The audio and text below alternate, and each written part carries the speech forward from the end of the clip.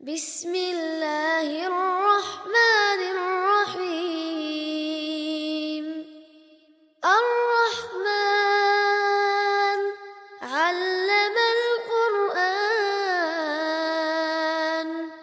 خلق الإنسان علمه البيان.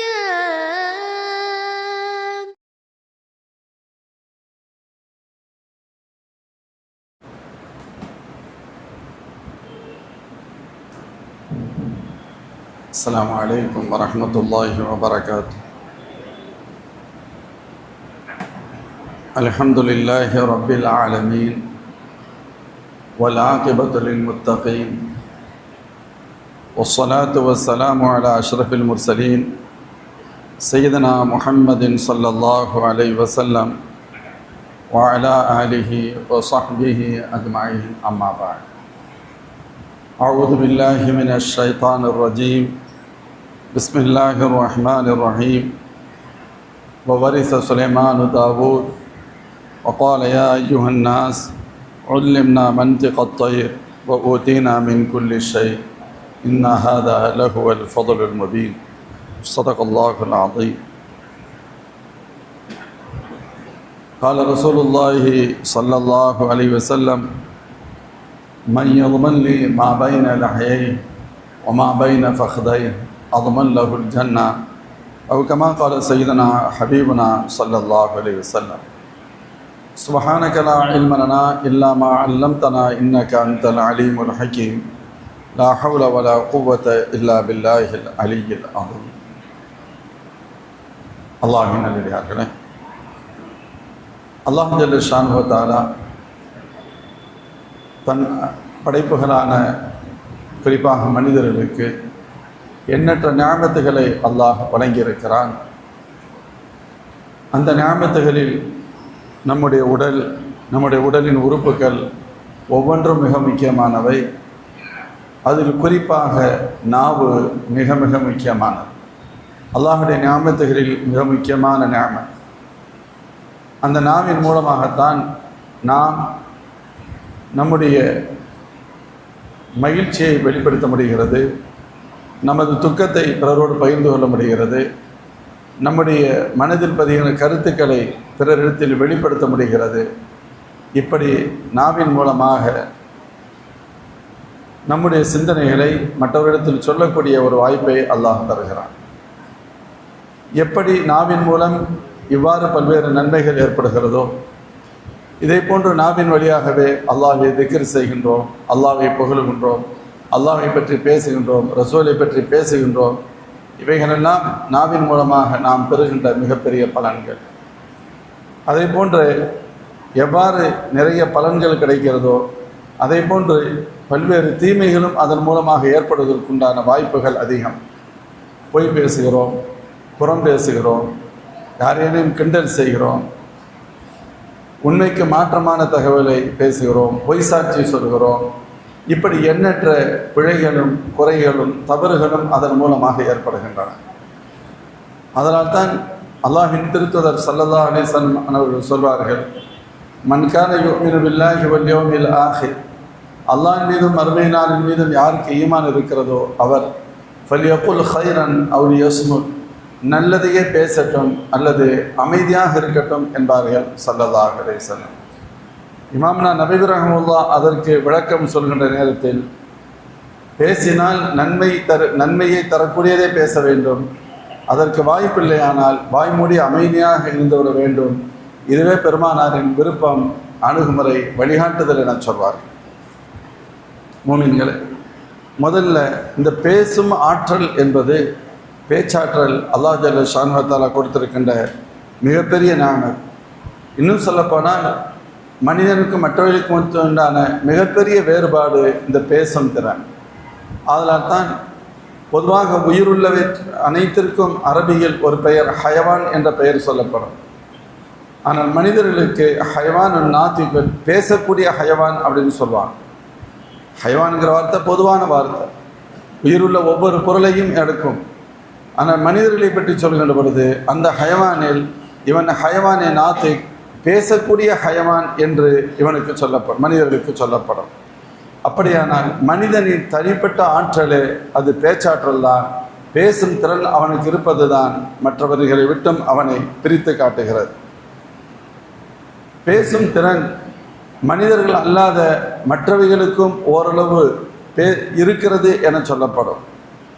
மற்ற பிராணிகளுக்கும் பேசும் திறன் உண்டு என்று குர்ஆன் கூறுகிறது. அதனால் தான் ஹஜ்ரத் சுலைமான் அலைஹிஸ்ஸலாம் அவர்களை பற்றி சொல்லப்பட்ட பொழுது ஹஜ்ரத் சுலைமான் அலைஹிஸ்ஸலாம், தாவூத் அலைஹிஸ்ஸலாம் ஆகிய இருவரும் சுலைமான் அலைஹிஸ்ஸலாம் சொன்னாங்க, மனிதர்களே ஒல்லிம்னா மன்திக த்வைர், நாங்கள் பறவைகளின் பேச்சை புரியும் ஆற்றலை வழங்கப்பட்டிருக்கிறோம் என்றார்கள்.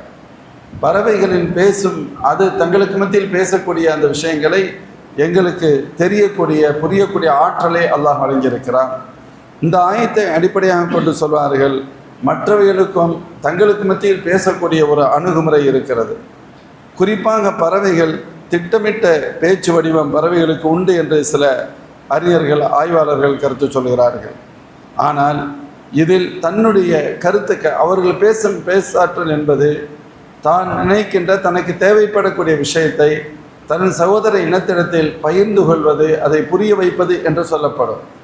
இது மனிதர்களை பொறுத்தவரை பேசவே முடியாத ஊமைகள் கூட மற்ற தங்களுக்கு நிகரான மனிதரிடத்தில் அவர்கள் தங்களுக்கே உரிய ஒரு சங்கேத மொழியில் வெளிப்படுத்துவது, புரிய வைப்பதையெல்லாம் நாம் பார்க்கிறோம். குறிப்பாக தன்னுடைய கருத்துக்களை வெளிப்படையாக தெளிவாக சொல்லக்கூடிய ஆற்றல் என்பது மனிதனுக்கு மட்டுமே சொந்தமானது என்றும் அதுதான் மனித வாழ்வை மிக நாகரிகமிக்கதாகவும் அழகு நிறைந்ததாகவும் ஆக்குகிறது என்றும் சொல்வார்கள். மேலும் மனிதனுடைய பேசும் திறனுக்கு கிடைத்திருக்கக்கூடிய இன்னொரு பலன் என்னவெனில், அவன் தனது நாவன்மையினால் பல்லாயிரக்கணக்கான ஏன் லட்சக்கணக்கான மனிதர்களை கூட கட்டுப்படுத்தக்கூடிய ஆற்றல் அவனுக்கு உண்டு. ஒரு பெரிய லட்சக்கணக்கான மக்கள் கூடியிருக்கின்ற கூட்டத்தை தன் பக்கம் அப்படியே ஈர்த்தெழுக்கும் ஆற்றல் மனிதனின் பேச்சாற்றலுக்கு உண்டு. சில பேர் பேசினா அப்படியே ஒட்டுமொத்த கூட்டமும் அமைதியாக இருந்து கேட்கும், சில பேர் பேசினா அப்படியே கூட்டம் கலைய ஆரம்பிக்கும். இப்படியெல்லாம் உண்டு அல்லவா? அப்படியானால் மனிதனுக்கு கொடுக்கப்பட்டிருக்கக்கூடிய ஆற்றல், பேச்சாற்றலின் பலன்களில் ஒன்று ஆயிரக்கணக்கான லட்சக்கணக்கான மக்களை தன் பக்கம் ஈர்க்கும் ஆற்றலும் தன் கருத்தை ஏற்றுக்கொள்ள வைக்கக்கூடிய ஆற்றலும் பேச்சில் உண்டு என சொல்லப்படும். அதனால் தான் நபிமார்களில் சையதுனா ஷுஐப் அலைஹிஸ்ஸலாம் அவர்களை பற்றி சொல்கின்ற பொழுது அவர்கள் நபிமார்களின் பேச்சாளர் என சொல்வார்கள். நபிமார்களிலேயே மிக அற்புதமாக பேசக்கூடிய ஆற்றல் மிக்கவர்களாக ஷுஐப் அலைஹிஸ்ஸலாம் அவர்களை பற்றி சொல்லப்படும். மக்காவின் தலைவர்களில் சுஹைல் இப்னு அம்ர் என்பவர் முஸ்லிம்களின் மிகச்சிறப்பான பேச்சாளராக இருந்தார்கள். ஹஸரத் சுஹைல் இப்னு அம்ர் என்ற சஹாபி மக்காவாசி, முஸ்லிம்களின் மிகச்சிறந்த பேச்சாளராக அறியப்பட்டவர்கள். இவர்கள் இஸ்லாத்தை ஏற்றுக்கொள்வதற்கு முன்பு எதிரியாக இருந்த நேரத்தில் ஒரு தடவை மதீனாவில் அவர்கள் வசமாக முஸ்லிம்களுடைய கைவசம் சிக்கினார்கள். அப்பொழுது ஹஸரத் சய்யிதுனா உமர் ரலியல்லாஹு அன்ஹு அவர்கள் பெருமானார் ஸல்லல்லாஹு அலைஹி வஸல்லம் கேட்டார்கள், யா ரசூலல்லாஹ், இவருடைய முன் பற்களை நான் உடைத்து விடட்டுமா என்று கேட்டார்கள். அதிகமாக பேசுகிற ஆள், ஓவராக பேசுவார், பேசிக்கிட்டு இருக்கிறாரு, இவருடைய முன்பற்களை நான் உடைத்து விடட்டுமா என கேட்கிறார்கள். அல்லாஹ்வின் திருத்தூதர் ஸல்லல்லாஹு சொன்னார்கள், என்னை நம்பி வந்தவருக்கு நான் ஒருபோதும் தீங்கிழைக்க மாட்டேன், நீங்கள் அப்படி செய்யக்கூடாது என்று கூறிவிட்டு இன்னொன்றையும் சொன்னார்கள், உமரே, இவரது நாவின் மூலம் நாம் பல்வேறு துன்பங்களை அனுபவித்து விட்டோம் என்ற அர்த்தத்தில் தான் நீங்கள் அப்படி சொல்கின்றீர்கள், பொறுத்திருங்கள், ஒரு நேரம் வரும் இவரது நாவாற்றல் நமக்கு உதவியாக இருக்கும் அப்படின்னு சொன்னாங்க. இவருடைய நாவாற்றல் நமக்கு உதவியாக இருக்கும். அதே போலவே அல்லாஹின் பேரருளால் பின்னால் ஒரு நேரத்தில் அவர்கள் தீனுல் இஸ்லாத்தை ஏற்றுக்கொண்டார்கள். குறிப்பாக மக்காவில் இருக்கிறாங்க. அல்லாஹ்வின் திருத்தூதர் ஸல்லல்லாஹு அலைஹி வஸல்லம் ஒரு நாள் இந்த உலகத்தை விட்டு பிரிந்து விட்டார்கள். அந்த பிரிவை தாங்க முடியாமல் முஸ்லிம்கள் அப்படியே என்ன சொல்கிறதுன்னு தெரியலை, ஒரு வகையான பைத்தியம் பிடித்த மனநிலையில் முஸ்லிம்கள் இருந்தாங்க. அதை ஏற்றுக்கொள்ளக்கூடிய மனப்பக்குவம் மிக குறைவாக இருந்தது, ரொம்ப கஷ்டமாக இருந்துச்சு. மக்காவிலும் சரி மதீனாவிலும் சரி. மக்காவை பொறுத்தவரை அன்று ஆளுநராக இருந்த அதா பின் அசீஸ் என்பவர், அவர் அப்படியே சோர்ந்து போய் வீட்டிற்குள் சென்று உட்கார்ந்து விட்டார்கள். ஒரு நெருக்கடியான சூழல் மக்காவில் நிலவுகிறது. அந்த நேரத்தில் மக்காவாசிகளிடம் பெருமானார் ஸல்லல்லாஹு அலைஹி வஸல்லம் அன்னவர்களின் மரணத்தை ஏற்றுக்கொள்ளும் மனப்பக்குவத்தை கொண்டு வந்தவர்கள் சுஹைல் இப்னு அம்ர் ரலியல்லாஹு அன்ஹு சொல்லப்படுகிறது. அவங்க தான் மக்காவாசிகள்கிட்ட பேசி புரிய வச்சு ஸல்லல்லாஹு அலைஹி வஸல்லம் வந்த பணி என்ன, அவர்கள் யார், நபிமார்களில் ஒருவர், இந்த உலகத்திற்கு பல நபிமார்கள் வந்திருக்கிறார்கள் சென்றிருக்கிறார்கள் என்பதையெல்லாம் மிக எல்லாத்துக்கும் அது தெரியத்தான் செய்யும். ஆனாலும் அதை தாண்டி ஏற்பட்ட அந்த ஒரு வகையான பாதிப்பை சரி செய்து அவருடைய உள்ளத்தில் புரிந்து ஏற்றுக்கொள்ளக்கூடிய பக்குவத்தை கொடுத்தது ஹஸரத் சுஹைல் இப்னு அம்ர் ரலியல்லாஹு அன்ஹுடைய வார்த்தைகள் என சொல்லப்படுகிறது. அதனால் தான் பேச்சுடைய அந்தஸ்தை மகத்துவத்தை உணர்வதற்கு இரண்டு அருமையான சில உதாரணங்களை சொல்வார்கள். ஒன்று, பெருமானார் ஸல்லல்லாஹு அலைஹி வஸல்லம் பயன்படுத்திய வார்த்தை நமக்கெல்லாம் தெரியும். தீனுல் இஸ்லாத்தை ஸல்லல்லாஹு அலைஹி வஸல்லம் மக்களிடம் போதித்த பொழுது அதற்கு மிகப்பெரிய அளவில் எதிர்ப்பு இருந்தது. அந்த கடுமையான எதிர்ப்பு இருந்துச்சு. எந்த அளவுக்குன்னு கேட்டால், நபி ஸல்லல்லாஹு அலைஹி வஸல்லம் அவர்களை கொலை செய்து விடுவது என்ற முடிவில் எதிரிகள் இருக்கிறார்கள். ஆனால் இவங்க யாருடைய பாதுகாப்பில் இருக்காங்க? அபூ தாலிப் அவர்களுடைய பாதுகாப்பில் இருக்கிறாங்க. அவர்களுக்கு அந்த மக்களிடத்தில் உயர்ந்த மரியாதை உண்டு. ஸல்லல்லாஹு குடும்பத்துக்கு உயர்ந்த மரியாதை உண்டு அல்லவா? பெருமானாரின் பெரிய தந்தை, உயர்ந்த மரியாதை உண்டு. அவர்களின் பொறுப்பில் பாதுகாப்பில் தான் ஸல்லல்லாஹு அலைஹி வஸல்லம் இருக்கிறாங்க. அதானே, தந்தை இறந்துட்டாங்க பிறப்பதற்கு முன்பு, தாயாரும் கொஞ்சம் சில வருடங்கள் இறந்துடுறாங்க. பாட்டனார் அப்துல் முத்தலிப் அவர்கள் பொறுப்பெடுத்து பெருமானாரை வளர்த்து வந்தார்கள். அவர்களும் ஒரு கட்டத்தில் இறக்கின்ற பொழுது அபூ தாலிப் அவர்களிடத்தில் பொறுப்பை ஒப்படைத்தார்கள். அவங்க இப்போ பத்திரமா பாதுகாத்துட்டு வந்துக்கிட்டு இருக்கிறாங்க. எதிரிகள் கோபத்தின் எல்லையை ஒரு கட்டத்தில் அடைந்த பொழுது அபூ தாலிப் அவர்களை, பெருமானாரின் பெரியவர்களை சந்தித்து அவங்கள்ட்ட சொல்கிறாங்க, இங்கே பாருங்கள், உங்கள் முகத்துக்காக பார்த்துக்கிட்டு இருக்கோம், உங்களுடைய முகத்துக்காக தான் பார்த்துக்கிட்டு இருக்கோம். இவர் ஓவராக போய்கிட்டு இருக்கிறார். அவங்களுடைய லாங்குவேஜ், முகமது ஓவராக அவர் நம்மளுடைய சிந்தனைகள்லாம் மாறி நம்முடைய முன்னோர்கள் கொண்டு வந்த கருத்துக்களுக்கு மாற்றமாக ஒரு புதிய கருத்தை சொல்கிறார். அதில் விடாப்படியாக இருக்கிறார். எவ்வளவு அவர் தடை செய்தும் சிரமங்கள் கொடுத்தும் தொடர்ந்து செய்து கொண்டே இருக்கிறார். இதற்கு மேல் எங்களால் பொறுக்க முடியாது. அவருக்கு ஆபத்து ஏற்படலாம். உங்கள் முகத்துக்காக பார்த்துக்கிட்டு இருக்கோம். அப்படின்னா என்ன அர்த்தம்?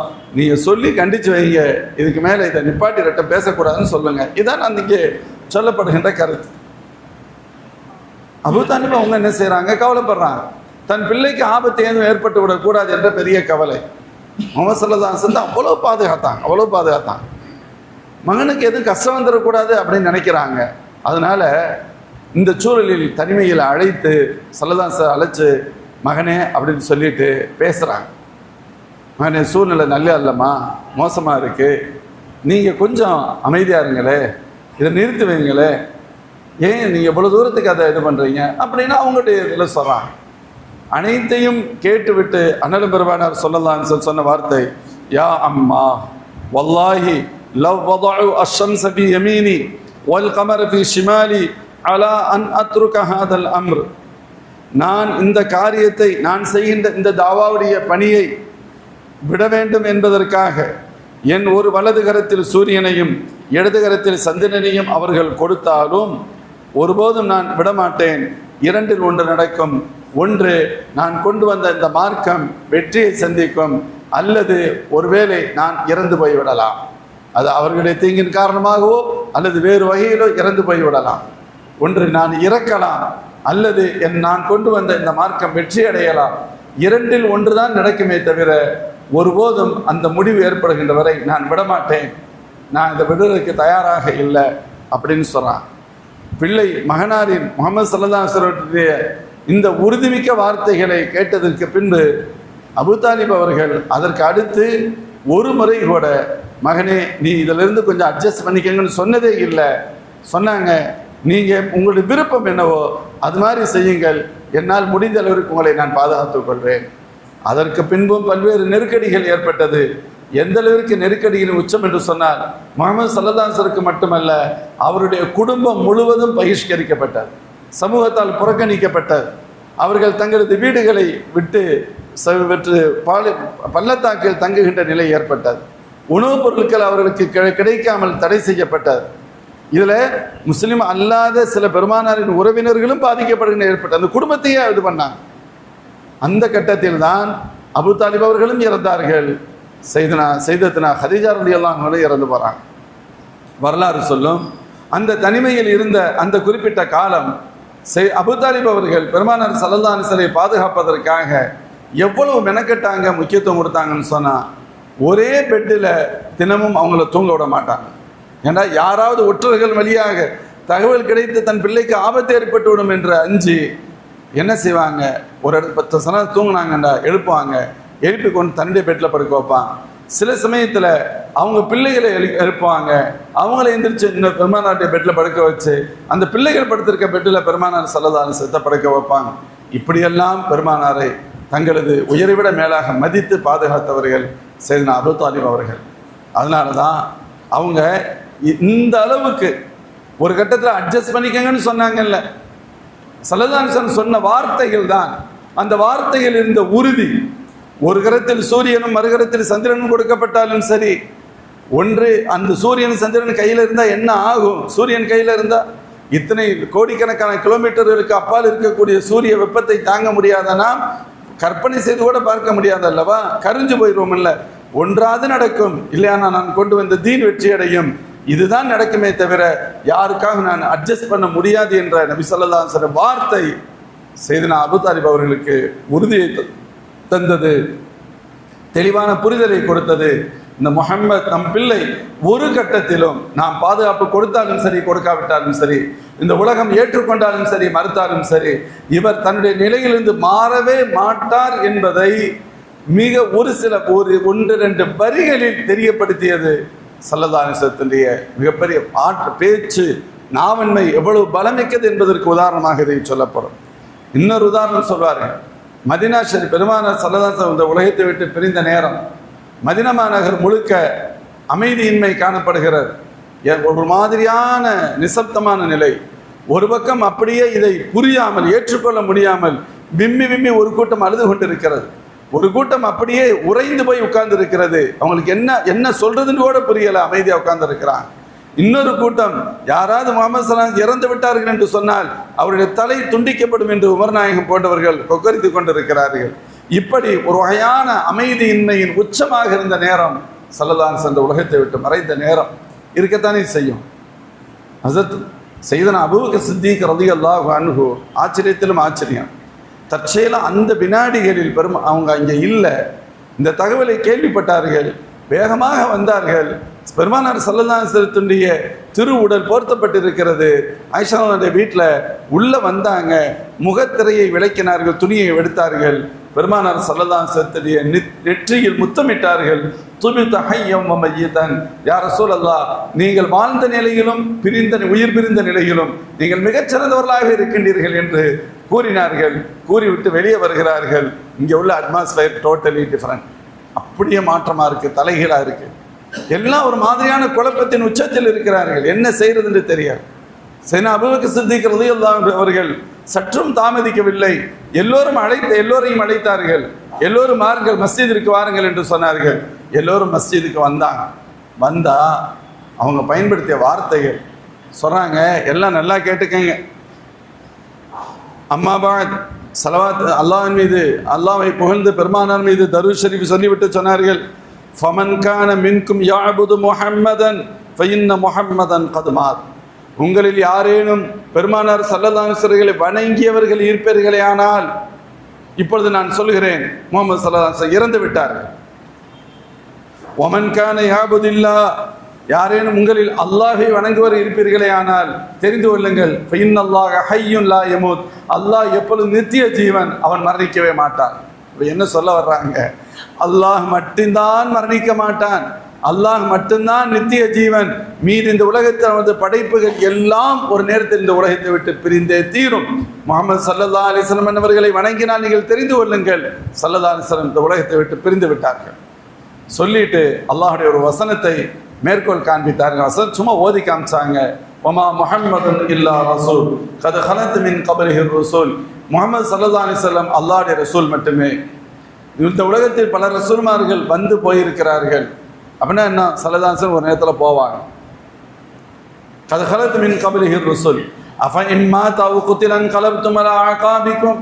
ஒருவேளை முஹம்மது ஸல்லல்லாஹு அலைஹி வஸல்லம் இறந்து விட்டார் அல்லது அவர்கள் ஷஹீதாக்கப்பட்டு விட்டால் நீங்கள் உங்களுடைய பழைய நிலைக்கே திரும்பி விடுவீர்களா? அல்லாஹ் கேட்கிறான். அப்படி ஒருவேளை நீங்கள் திரும்பினால் அதனால் ஏற்படுகின்ற இழப்பு உங்களுக்கே தவிர அல்லாஹ்விற்கில்லை என்ற வசனம்.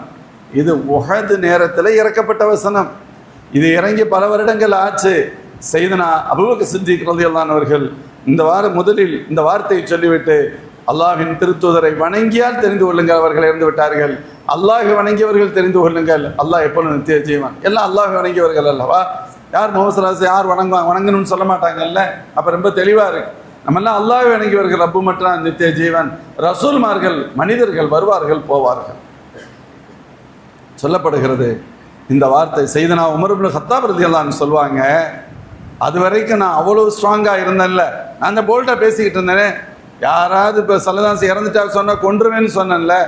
ஆனால் செய்தனா அபூபக்கர் சித்திக் ரலியல்லாஹு அன்ஹு அந்த உரைக்கு பின்பு, அந்த வார்த்தைகளுக்கு பின்பு உண்மை எனக்கு தெளிவாக உரைத்தது, விளங்கிக் கொள்ள முடிந்தது. விளங்கியவுடன் தகில்லு அஸ்ரஜுலாய், என் கால்கள் இடற ஆரம்பித்தன. அது வரைக்கும் நான் ஸ்ட்ராங்காக இருந்தேன். இப்போ உண்மை தெரிஞ்சிருச்சு, சலாசம் விட்டு போயிட்டாங்கிறத நான் ஏற்றுக்கிற வேண்டிய மனநிலைக்கு தள்ளப்பட்டேன் அல்லவா? அப்பொழுது அதை அதை மனதளவில் தாங்கிக் கொள்ள முடியாமல் எனது கால்கள் அடுத்து இட்டு நடக்க முடியவில்லை, இடற ஆரம்பித்த நான் அமர்ந்து விட்டேன் என செய்தனா உமர் இப்னு கத்தாப் ரலியல்லாஹு அன்ஹு சொல்லுவாங்க. அதனால் சொல்லப்படும் வார்த்தைகள், அந்த நேரத்தின் சூழலில் பயன்படுத்துகின்ற வார்த்தைகள் எந்த அளவிற்கு மிக முக்கியமானவை, எவ்வளவு பெரிய தாக்கத்தை ஏற்படுத்தக்கூடியவை. இது நாவன்மைக்கும் பேச்சுக்கும் சொந்தமானது என சொல்லப்படும். மேலும் இந்த உலகத்தில் பேச்சினால் ஏற்பட்ட சாதனைகள் ஏராளம் என சொல்வார்கள். மேலும் செய்தனா ஸல்லல்லாஹு அலைஹி வஸல்லம் ஒரு கட்டத்தில் சொன்னார்கள், இன்னமினல் பயானில சிஹ்ரன், பயானில் பேச்சில் ஒரு ஈர்ப்பு சக்தி இருக்கிறது என்றார்கள் ஸல்லல்லாஹு அலைஹி வஸல்லம். பேச்சை கேட்கின்ற பொழுது கேட்க வேண்டும் என்ற உணர்வு மட்டுமின்றி பின்பற்ற வேண்டும் என்ற உணர்வும் பேச்சின் வழியாக ஏற்படும். சிலரின் பேச்சுக்களுக்கு அல்லாஹ் ஜல்ல ஷானு வ தஆலா அத்தகைய வலிமையை அதிகமாக தந்திருப்பான். பெருமானார் சொல்றான், சில பேச்சுக்களுக்கு அந்த ஈர்ப்பு சக்தி அதிகமாக இருக்கும், ரப்பு தந்திருக்கிறான். இதன் பின்னணியில் ஒரு ஹதீஸ் ஒன்றை சொல்லப்படும். செய்தனா அப்துல்லா இப்னு உமர் ரலியல்லாஹு அன்ஹு அவர்கள் ஒரு தகவலை சொல்வார்கள். 2 மனிதர்கள் மதீனாவின் தென்பகுதியிலிருந்து வந்திருக்கிறார்கள். அவர்கள் தமீமி கிளையை சார்ந்த இருவர். அப்பொழுது அந்த இருவரை பற்றி சொல்லப்படுகிறது. ஹிஜ்ரி 9ஆம் ஆண்டு வந்த இவர்கள் தீனுல் இஸ்லாத்தை ஏற்றுக்கொள்கிறார்கள். தீனுல் இஸ்லாத்தை ஏற்றுக்கொண்டதற்கு பின்பு இருவரும் ஒரு அழகிய பிரசங்கம் ஒன்றை செய்கிறார்கள். ஹிஜ்ரி 9 சல்லல்லாஹு இருக்கின்ற காலம், பெருமானாரின் கரம் பிடித்து இஸ்லாத்தை ஏற்றுக்கொள்கிறார்கள். அப்போ தான் இஸ்லாத்துக்கு வந்திருக்கிறாங்க. இஸ்லாத்தை ஏற்றுக்கொண்டதற்கு பின்பு இந்த இருவரும் ஒரு அழகிய பிரசங்கம் ஒன்றை, ஹுத்பா ஒன்றை கொடுத்தார்கள். மனிதர்கள்லாம் அப்படியே அந்த பிரசங்கத்தை கேட்டு ஆச்சரியப்பட்டு நின்றார்கள். அப்பொழுது அல்லாஹ்வின் திருத்தூதர் ஸல்லல்லாஹு அலைஹி வஸல்லம் சொன்னார்கள், இன்ன மினல் பயானில ஸஹ்ரன், பயானில் ஒரு ஈர்ப்பு தன்மை உண்டு என சொன்னார்கள் என சொல்லப்படும். முஃமின்களே, அதே போன்று முஸ்லிம்களின் வரலாற்றில் மகத்தான சாதனை படைத்த சொற்பொழிவாளர்கள், பேச்சாளர்கள் நிறைய இருக்கிறார்கள். உதாரணத்திற்கு தாரிக் இப்னு ஜியாத் அவருடைய பிரசங்கத்தை பற்றி சொல்லப்படும். ஸ்பெயினுக்கு போயிருக்காங்க, ஒரு படையை திரட்டி கொண்டு ஸ்பெயினுக்கு போயிருக்கிறாங்க. ஸ்பெயினில் பிரமாண்டமிக்க படையினர் இருக்கிறாங்க, வசதி வாய்ப்போடு இருக்கிறாங்க. நாம் ஏழைகள், பெரிய அளவில் ஆயுதங்களும் இல்லை, உணவும் கூட பற்றாத நிலை. இந்த நிலையில் செய்தனா தாரிக் இப்னு ஜியாத் அவர்கள் அழைத்து சென்ற தங்கள் நபித்தோழர்கள் உள்ளிட்ட மேன்மக்களிடத்தில் ஒரு பிரசங்கம் ஒன்றை செய்தார்கள். அந்த பிரசங்கத்தின் விளைவு எல்லோரும் உற்சாகம் பெற்றார்கள், உத்வேகம் பெற்றார்கள், கடுமையாக அந்த எதிரிகளை எதிர்த்து போராடினார்கள். இறுதியில் வெற்றியும் கண்டார்கள். அவருடைய அதற்கு காரணம் அவருடைய உரைதான். அந்த உரையின் ஒரு சிறு பகுதி இப்படி சொல்லப்படும். ஐயோஹன்னாஸ் ஐனல் மஃபர், மனிதர்களே எல்லாத்தையும் பார்த்து சொல்கிறாங்க, எங்கே நாம் ஓட முடியும்? எங்கும் நாம் ஓட முடியாது. நமக்கு அல்பஹருமி வராய்க்கும், உங்களுக்கு பின்னால் கடல் இருக்கிறது. வல அதுவ அமாமக்கும், எதிரிகள் உங்களுக்கு முன்னால் இருக்கிறார்கள். உங்களுக்கு முன்னால் எதிரிகள், பின்னால் கடல். வலைசலக்கும் அல்லாஹி இல்ல சுதுக வஸ்ஸபர், இப்பொழுது நீங்கள் முன்பும் போக முடியாது, பின்பும் போக முடியாது. பொறுமையும் அல்லாஹ்வின் மீது உண்டான அந்த அசைக்க முடியாத நம்பிக்கை மட்டுமே நமக்கு பலன் தரும், புரிந்து கொள்ளுங்கள். மேலும் சொன்னார்கள், நாம் இந்த இடத்தில் எப்படி இருக்கின்றோம் என்று சொன்னால், மோசமானவர்கள் உயர்ந்த உணவுகளை அருந்துகின்ற பொழுது, உயர்ந்த உணவுகளை அருந்துகின்ற பொழுது பக்கத்தில் இருக்கக்கூடிய ஒரு யத்தீமான குழந்தையின் என்ன நிலையோ அதை விட மோசமான நிலையில் நீங்கள் இருக்கின்றீர்கள். நல்லவங்க சாப்பிட்டா கொடுப்பான், மோசமானவன் சாப்பிட்டா அவன் சாப்பிட்டுக்கிட்டே இருப்பான், அவன் எதை பற்றியும் கவலைப்பட மாட்டான். இது எத்தீமான பிள்ளை எவ்வளவு ஏங்கும், எவ்வளவு கஷ்டப்படும். சொல்றாங்க, தீயவர்களின் மேஜையின் மீது இருக்கக்கூடிய உணவுகளுக்கு முன்னால், தீயவர்களின் மேஜைகளுக்கு மேல் இருக்க உணவுகளுக்கு முன்னால் ஒரு அனாதையின் நிலை எப்படி இருக்குமோ அதை விட மோசமான நிலையில் நீங்கள் இருக்கின்றீர்கள் சொல்லிட்டு சொன்னாங்க, எதிரிகள் பிரம்மாண்டமிக்க படையோடும் மிக கடுமையான ஆயுதங்களோடும் உங்களை எதிர்கொள்கிறார்கள். அவரிடத்தில் தெளிவான உயர்தரமான நிறைய உணவு வகைகள் அவர்களிடத்தில் தயாராக இருக்கின்றன. ஆனால் உங்களிடத்தில் சாதாரணமான வாள்களை தவிர்த்து வேறு எதுவும் உங்களுக்கு சொந்தமில்லை. உங்களிடத்தில் எந்த உணவும் இல்லை. இல்லாமா தஸ்தகலி சூனவும் ஐதி அதுவிக்கும், நீங்கள் போராடி உங்களுடைய எதிரிகளிலிருந்து பெற்றால் அந்த உணவை தவிர்த்து உங்களிடத்தில் வேறு உணவுகளுக்கு கூட வழி இல்லை. இப்பொழுது இருக்கக்கூடிய வறுமை இப்படியே நீடிக்குமானால் நீங்கள் பலகீனமடைந்து விடுவீர்கள். எதிரிகளுடைய உள்ளத்தில் உங்களுக்கு அச்சம், உங்களை பற்றிய அச்சம் ஏற்படுவதற்கு பகரமாக உங்களை பற்றிய துணிச்சல் ஏற்பட்டுவிடும். அப்பொழுது உங்களை அவர்கள் கடுமையாக தாக்கி அழிக்க முற்படுவார்கள். இதிலிருந்தெல்லாம் வெளியே வர வேண்டுமானால் அதற்கு தேவை எதிர்த்து போராடுவது, துணிந்து விடுவது. மரணமானாலும் சரி விடமாட்டேன் என்ற உறுதியோடு எதிரிகளை நீங்கள் எதிர்த்து போராடுங்கள், இறைவனின் உதவி கிடைக்கும் என்று கடுமையான ஒரு உபதேசத்தை, உணர்ச்சி பூர்வமான உபதேசத்தை ஹஸரத் சையதுனா தாரிக் பின் ஜியாத் அவர்கள் கொடுக்கின்றார்கள். அப்பொழுது அந்த உரையின் பின்னால் உணர்ச்சி ததும்புகிறது. எல்லோரும் உற்சாகத்தோடு போரிடுகிறார்கள். அல்லாஹ் ஜல்ல ஷானுஹு வ தஆலா அந்த கூட்டத்திற்கு வெற்றியை கொடுத்தான் என்று சொல்லப்படும். இதை போன்று நிறைய உண்டு. சேனா முஹிதீன் அப்துல் காதர் ஜிலானி கத்தஸல்லாஹு சிர்ரஹுல் அஸீஸ் சொல்லப்படும் 30 ஆண்டு கால தங்களது பயான்கள் சொற்பொழிவுகள் மூலம் இந்த உலகத்திற்கு அவர்கள் வழங்கிய சீர்திருத்தங்கள் ஏராளம் ஏராளம். 1000 வருடங்களை கடந்தும் இன்று அவர்களை பற்றி நாம் உயர்வாக பேசுகிறோம் என்று சொன்னால் அவர்களுடைய அந்த உயிரோட்டம் மிக்க சொற்பொழிவுகள் தான் என்று சொல்லப்படுகிறது. சையதுனா கௌஸுல் ஆலம் ரலியல்லாஹு அவர்கள் உரையாற்றினால் அதற்கு பின்பு அந்த பெரும் கூட்டத்தில் சிலராவது இறந்து போயிருப்பார்கள், ஜனாசா தொழுகைக்கு தயாராக ஆக வேண்டும் என்ற அளவிற்கு அவர்களுடைய சீர்திருத்தமிக்க உபதேசம் இருந்தது. உபதேசத்தின் வழியாக அத்தகைய சீர்திருத்தத்தை அவர்கள் செய்கிறார்கள். உலகத்தில் இதை போன்று பலர் சிறந்த பேச்சாளர்களாக தங்களுடைய தவறான விஷயமாக இருந்தாலும் சரி தங்களுடைய கருத்தை ஏற்றுக்கொள்ளக்கூடிய அளவில் பேசும் திறன் மிக்கவராக அலெக்சாண்டர், ஹிட்லர், முசோலினி போன்று பல்வேறு இந்திய தமிழகத்தின் தலைவர்களோடு பலர் இருந்திருக்கிறார்கள். அவர்கள் சரியான கருத்தை சொல்கிறார்களோ இல்லையோ அவர்கள் சொல்வதை ஈர்க்கக்கூடிய, சொல்லால் பிறரை ஈர்க்கும் ஆற்றல் அவர்கள் கொடுக்கப்பட்டிருக்கிறார்கள். அருமை சகோதரர்களே, நம்மை பொறுத்தவரை மார்க்கம் சொல்வது அல்லாஹ் ஜல்ல ஷானுஹு வ தஆலா நமக்கு வழங்கியிருக்கக்கூடிய நாவு, அதன் மூலமாக அவன் வழங்கியிருக்கக்கூடிய இந்த பேச்சாற்றல், இது அல்லாஹ் கொடுத்த நிஅமத். இதை நல்ல வழியில் மட்டுமே பயன்படுத்த வேண்டும், நல்ல வழியில் மட்டும்தான் பயன்படுத்தணும். இப்போ சொல்கிறோம் இல்லை, அவர்கள் சொல்கின்ற கருத்து தீயதாக இருந்தால் கூட பிறரை ஈர்க்கும் சக்தி இருந்தது என்று. இப்போ நம்மிடத்தில் அந்த ஆற்றலே இருந்தாலும் அதை தீமைக்கு பயன்படுத்தக்கூடாது என்று அர்த்தம். தீமைக்கு பயன்படுத்தக்கூடாது, கெட்டதற்கு பயன்படுத்தக்கூடாது. அல்லாஹ் கொடுத்திருக்கக்கூடிய இந்த ஆற்றல் அது நன்மைக்கு மட்டுமே பயன்படுத்தப்பட வேண்டும். காரணம் என்னவெனில் அல்லாஹ் ஜல்ல ஷானுஹு வ தஆலா இறையச்சத்தோடு சேர்த்து கொள்வது நேர்மையான பேச்சை சொல்வான். யா அய்யுஹல்லதீன ஆமனு தகுல்லாஹ் வகூலு கௌலன் சதீதா, மூமின்களே அல்லாஹை பயந்து கொள்ளுங்கள், நேர்மையான வார்த்தைகளையே பேசுங்கள். அதுதான் உங்களுடைய அமல்களை சீர் செய்யும், உங்களுடைய பாவங்கள் மன்னிக்கப்படுவதற்கு காரணமாக அமையும். நேர்மையான சரியான பேசுதல் என்பதற்கு அர்த்தம் சொல்கின்ற பொழுது உண்மையை பேசுதல், நீதியாக பேசுதல், பின்விளைவுகளை யோசித்து பேசுதல் என்று விளக்கங்கள் சொல்லப்படும். இம்மூன்றும் சில பேர் சொல்வாங்க இந்த மூன்றுக்குமே சேர்த்து இந்த மூன்றையும் உள்ளடக்கும் என சொல்லிவிட்டு இவைகளுக்கும் மேலாக தேவை இருந்தால் மட்டுமே பேசுங்கள் என்பதையும் சேர்த்து சொல்லப்படும்.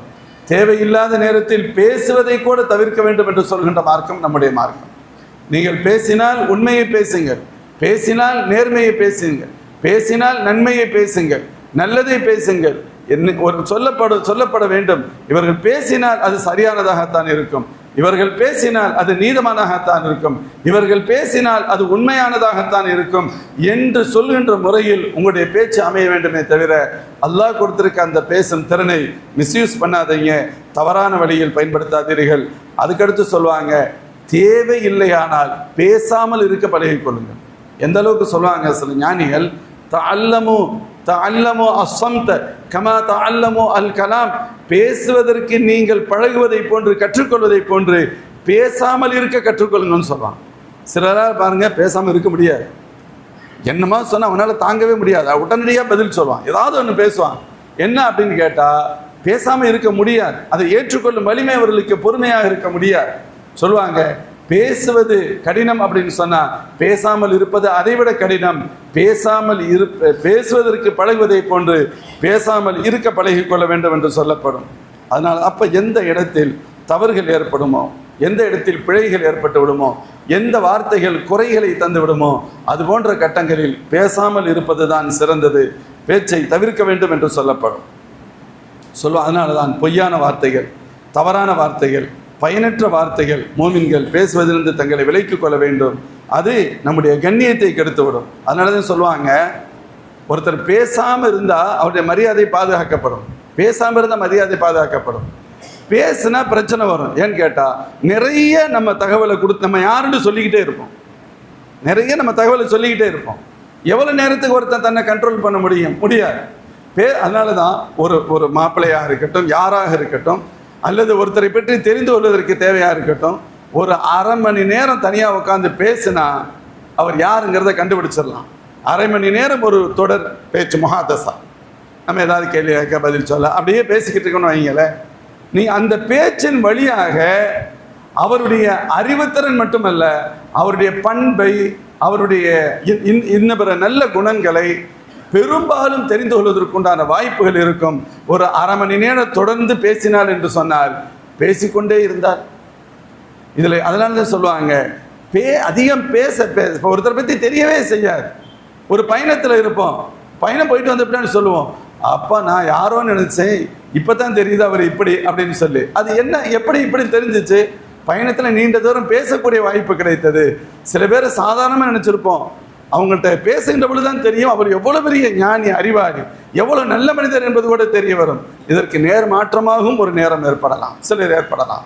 சகோதரர்களை, அப்போ மார்க்கம் சொல்கிறது தேவையற்ற பேச்சுக்களை தவிர்த்து கொள்ளுங்கள். சொல்லலாம் சொன்னாங்க, நீங்கள் பேசினால் நல்லதை பேசுங்கள், இல்லை ஆனால் அமைதியாக இருங்கள். அதை சொல்லுவாங்க. தேவையில்லாமல் பேசுறது, வளவளவளவலன்னு பேசுறது, அது சொல்லப்படுது. அலி இப்னு அபீ தாலிப் சொன்னாங்க, பி கஸ்ரத்தி சொந்தி தக்கூனுல் ஹைபா, நீங்கள் அமைதியாக இருப்பதன் வழியில் உங்களுடைய கண்ணியத்தை பெருக்கிக் கொள்ள முடியும். அமைதியாக இருங்க சொன்னால் உங்களுடைய கம்பீரம் பாதுகாக்கப்படும், அமைதியாக இருப்பதன் வழியாக. மேலும் சொல்லப்படும், சஹாபாக்கள் இதற்கு மிகச்சிறந்த உதாரணம். தேவையற்ற பேச்சுக்களை பேசவே மாட்டாங்க. ஸல்லல்லாஹு அலைஹி வஸல்லம் முன்னிலையும் அவர்கள் பேசியதில்லை. தங்களுக்கு முன்னால் பிரம்மாண்ட மிக்க கூட்டங்கள் இருந்த பொழுதும் சரி, அது எப்படியான வார்த்தைகளையோ தேவையற்றதை சஹாபாக்கள் பேசியது இல்லை. ஸைத் இப்னு அஸ்லம் ரலியல்லாஹு அன்ஹு சொல்லுவாங்க, அபூ துஜானா ரலியல்லாஹு அவர்களை ஒரு முறை சந்திக்கிறார்கள். அவங்க நோய்வாய்ப்பட்டிருக்காங்க. அவங்கள பார்க்கும்போது முகம் பிரகாசிக்கிறது, அவ்வளோ பிரகாசம். கேட்குறாங்க இவங்க, மாலக்க தஹல்லல் வஜூ, உங்களுடைய முகம் இவ்வளோ பிரகாசமாக இருக்கிறது, அப்படி நீங்கள் என்ன அமல் செய்றீங்கன்னு கேட்கப்பட்டது. அதற்கு அவங்க சொன்னாங்களாம், எனக்கு அதெல்லாம் ஒன்றும் தெரியலை, ரெண்டு விஷயம் என்னிடத்துல இருக்குது. ஒன்று, எனக்கு தேவையில்லாததை பேச மாட்டேன்.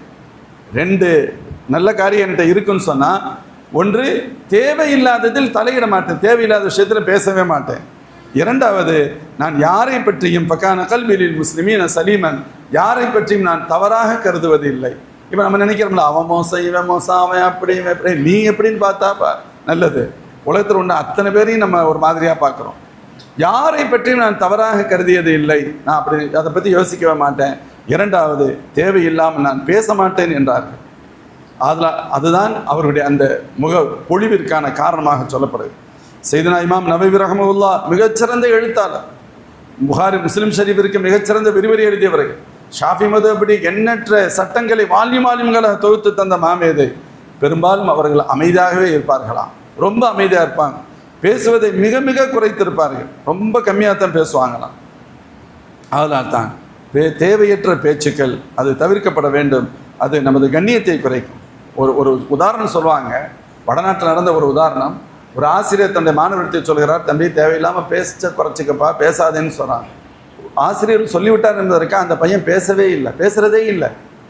எந்த அளவுக்கு பேசவே இல்லைன்னு கேட்டால், கூட இருக்கிறவங்க மற்றவங்க பார்க்குறவங்க நினச்சா இந்த பையன் ஊமை போல இருக்குது, பேசுகிறது இல்லைங்க. ஒரு கட்டத்தில் உஸ்தாத் சொல்கிறாங்க, தம்பி நீங்கள் தஃப்சீர் செய்யுங்க, குர்ஆனுடைய விரிவுரை செய்யுங்கள் என்று ஒரு முறை அவர்களுக்கு பொறுப்பு ஒப்படைக்க, மஸ்ஜிதில் பேசினா அப்படி பேசுகிறாங்க. அதை கூட எந்த அளவுக்கு மக்களுக்கு தெரியாம இருந்துச்சுன்னு கேட்டா அதை கூட ஆச்சரியமா பேசுனாங்க. நம்முடைய ஆசிரியர் எவ்வளவு பெரிய கராமத்திற்கு சொந்தக்காரர்கள், ஊமையே பேச வச்சுட்டாங்கன்னு சொன்னாங்களாம். ஊமையே பேச வச்சுட்டாங்க. அவர் ஊமை அல்ல, ஊமை என்று கருதப்படுகின்ற அளவிற்கு பேசாமல் இருந்தவர்கள், ஊமை என்று கருதப்படுகின்ற அளவிற்கு பேசாமல் இருந்தவர். அதனால் தான் தேவையற்ற வார்த்தைகளை தவிர்த்துக் கொள்ளுங்கள் என்று சொல்லப்படும். நான் பேசுகின்ற எத்தனையோ வார்த்தைகள் எத்தனை பேர் மனதை புண்படுத்துகிறது, எவ்வளவு வேதனைப்படுத்துகிறது. அதுக்கடுத்து நம்ம வருத்தப்படுவோம், அவங்க வருத்தப்படுவோம். அதனால் என்ன பலன் கிடைக்க போகிறது? இரண்டாவது, இவைகள் அனைத்தையும் தாண்டி அல்லாஹ் சொல்வான், மா யல்ஃபிது மின் கௌலின் இல்லா லதைஹி ரகீபுன் அதீத். நீங்கள் பேசுகின்ற ஒவ்வொரு வார்த்தையிலும் பதிவு செய்யப்படுகிறது, கவனமாக இருங்கள் என்று அதற்கு அர்த்தம். நம்முடைய பேச்சுக்கள் சாதாரணமானது அல்ல, அது பதிவு செய்யப்படுகின்ற வார்த்தை. செய்தனா இப்னு அப்பாஸ் ரலியல்லாஹு அன்ஹு ஒரு முறை தன்னுடைய நாவை பிடித்து கொண்டு சொல்கிறார்கள், நாவே நீ அமைதியாக இரு, நல்லதை மட்டுமே பேசு, உனக்கு நிறைய நன்மைகளை பெற முடியும். தீமைகளை பேசாமல் தவிர்த்துவல், நீ பாதுகாப்பு பெறுவாய். இது நீ சரியா செஞ்சினா நல்லது, இல்லைன்னு சொன்னால் நீ கவலைப்படுகின்ற நிலை உருவாகும். அப்பொழுது சில பேர் அவங்கள பார்த்து கேட்குறாங்க, இப்னு அப்பாஸ் பார்த்து, ஏன் இப்படி பேசுகிறீங்க, இப்படி சொல்கிறீங்க? அப்போ அவங்க சொன்னாங்களாம், நாளை மறுமையில் மனிதன் தன்னுடைய உடல் உறுப்புகளில் எதன் மீது அதிகம் கோபமாக இருப்பான் என்று சொன்னால் நாவின் மீது மட்டும்தான் அதிகம் கோபமாக இருப்பான். இது நம்மளை இப்படி இழுத்து விட்டுருச்சே, இப்படி நம்மளை மாட்டி விட்டுருச்சு, இவ்வளவு பெரிய சிக்கல்ல கொண்டு வந்து நம்மளை விட்டு விட்டது என்று மற்ற உறுப்புகளை விட நாவின் மீது அதிகம் கோபம் கொள்வான் என சையதுனா அப்துல்லா இப்னு அப்பாஸ் ரலியல்லாஹு கூறுகின்ற கருத்துக்கள். அதனால் தான் நாம் நம்முடைய வார்த்தைகள் அது நல்ல வார்த்தைகளாக, பிறருக்கு நல்லதை சொல்லக்கூடியதாக இருக்கு. அது எவ்வளவு வேண்டுமானாலும் பேசலாம். நல்லதை சொல்லக்கூடிய வார்த்தைகளாக இருக்க வேண்டும், அல்லாஹ்வை திக்ர் செய்வதாக இருக்க வேண்டும், ரசூலை புகழ்வதாக இருக்க வேண்டும், அல்லாஹ்வின் திருத்துதர் ஸல்லல்லாஹு அலைஹி வஸல்லம் விரும்பி அந்த இலக்கை அடைவதற்கு மக்களை தூண்டுவதாக இருக்க வேண்டும். இதுபோன்ற நன்மையான காரியங்களில் தாராளமாக பேசலாம். தேவைக்கு தகுந்தவாறு, அது அனுமதிக்கப்பட்ட விஷயங்களை தேவைக்கு தகுந்தவாறு தாராளமாக பேசிக்கொள்ளலாம். எவைகள் அனுமதிக்கப்படாதவையோ, எவைகள் ஹராமானவையோ, அல்லது எவைகள் அடுத்தவருடைய மனதை புண்படுத்துமோ, வேதனைப்படுத்துமோ, அல்லது எதை பற்றி பேசுவது நமக்கு தேவையில்லையோ அவற்றை கூட தவிர்ந்திருக்க வேண்டும் என்று முழுமையாக சொல்லப்படும். எல்லாம் அல்ல அல்லாஹ் ஜல்ல ஷானு வ தஆலா நம்முடைய நாவுகளை அவனது ரசூல் ஸல்லல்லாஹு அலைஹி வஸல்லம் திருப்பொருத்தத்தை பெறுகின்றவர்கள் நல்லவைகளை மட்டுமே பேசக்கூடியதாகும், தீமைகளை விட்டும் பாதுகாக்கப்பட்டதாகும் எல்லாம் அல்ல அல்லாஹ் ஆக்குவானாக. வாஹிர் தாவானா அனில் ஹம்துலில்லாஹி ரப்பில் ஆலமீன். அஸ்ஸலாமு அலைக்கும் வரஹ்மத்துல்லாஹி வபரகாத்துஹு. ஸதகல்லாஹுல் அஸீம்.